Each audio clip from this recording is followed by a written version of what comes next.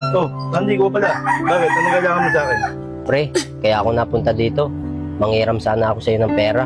Kasi, papacheck up ko yung anak ko. Kasi kagabi pa siya nilalagnat at inuubo. Pre, pera pre. Wala akong ngayon sobra ngayon pre. Sige na pre, kahit magkano lang. Para mapacheck up ko yung anak ko.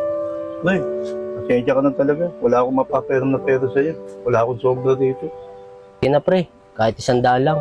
Kailangan na kailangan ko ipacheck up yung anak ko eh. Kaya mo pre, pinabebenta ko na yung washing ko. Pag naibenta ko, babayaran din kita. Pre, wala talaga akong mapaperam sa'yo pre. Subukan mo na lang manghiram sa iba muna. Sige na pre, may gagawin pa ako sa loob. Pasok na ako ha. Kaya mo anak, sa iba na lang tayo manghiram. Pinagpagura ko yung pera ko.